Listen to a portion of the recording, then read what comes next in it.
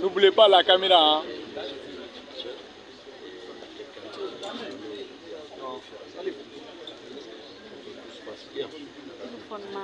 La première garantie que nous donnons par rapport à la mise en œuvre,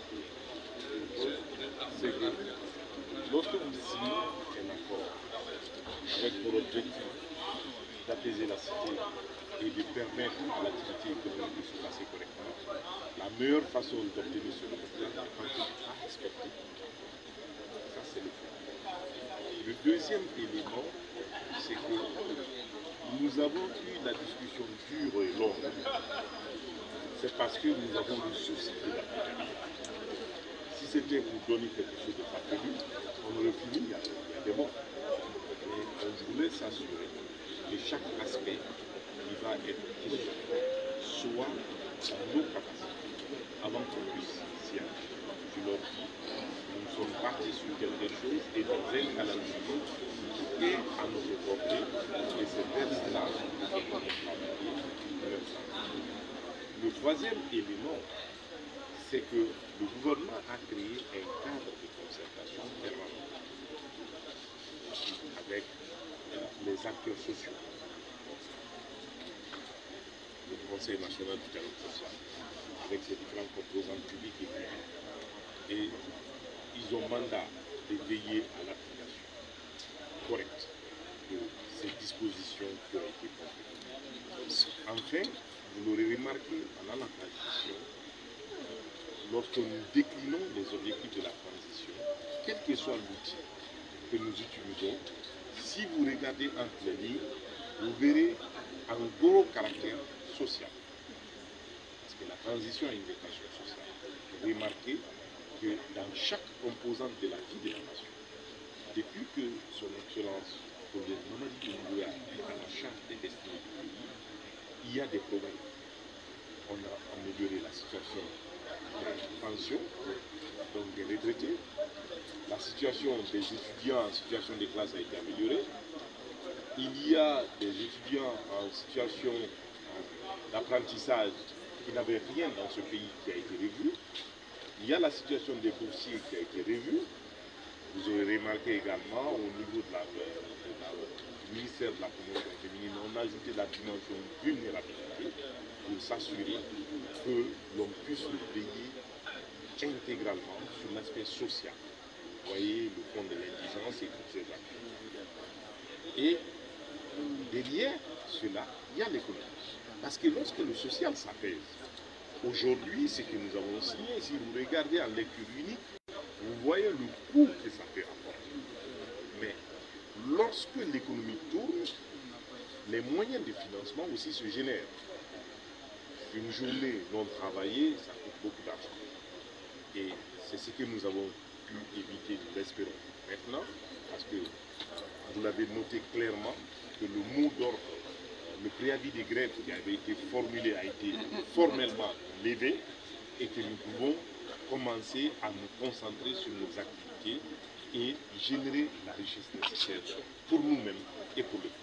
Monsieur le ministre, est-ce qu'on peut avoir une idée sur le contenu du protocole? Le protocole a été lu publiquement, vos amis ont l'enregistrement, la copie va être diffusée, vous aurez largement le temps de commenter. Merci. Restez tranquille, ne bougez pas. C'est bon? C'est bon? Oui, oui. Monsieur le ministre, c'est votre département qui a adopté toutes ces rencontres. Et finalement, le protocole d'accord a été signé. Quelle satisfaction pour le ministre Moussondé et l'ensemble des autres qui ont pris part? Bon, pas de satisfaction personnelle en tant que telle.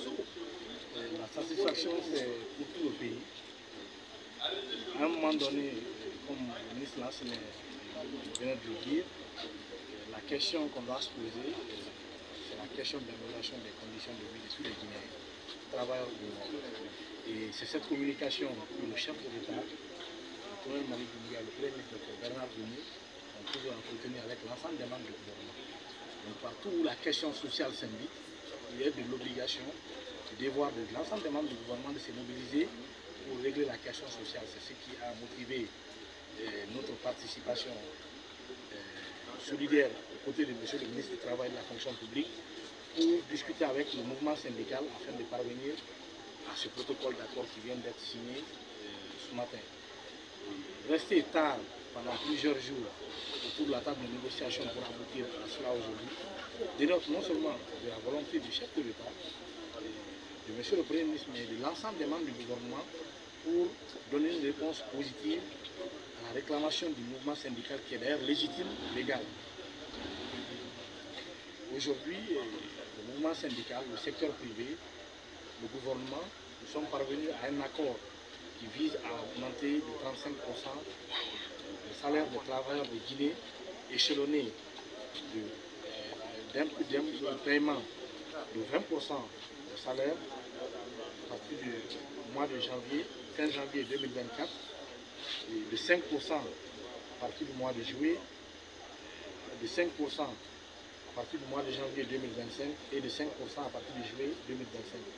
Je pense que le gouvernement n'a pas voulu signer un protocole ou donner des pourcentages sur la base de simple volonté de satisfaire la demande du mouvement syndical, mais plutôt ce travail a été fait dans la transparence totale en fonction des possibilités pour le gouvernement en termes de recettes, en termes d'économie qui peut être engendrée par-ci par-là.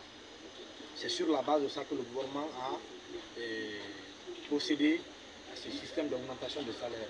Parce qu'encore une fois, notre volonté, les directives données par M. le Président de la République, est que chaque fois que nous devons prendre des engagements au nom de l'État guinéen, il faut s'assurer de pouvoir respecter et tenir de la façon la plus stricte les engagements que nous devons prendre. Donc, c'est pourquoi nous avons pris tout ce temps avec les collègues du ministère du Budget, du ministère de l'Économie et des Finances, le travail, pour nous rassurer que ce que nous allons prendre comme engagement, lorsque nous apposons nos signatures sur ce protocole, que la mise en œuvre soit effective et que nous puissions suivre le mécanisme de suivi au niveau du Conseil national du dialogue social, qui est quand même le cadre créé aujourd'hui avec l'appui de nos partenaires bi- et multilatéraux pour abriter toutes les questions d'ordre social dans notre pays.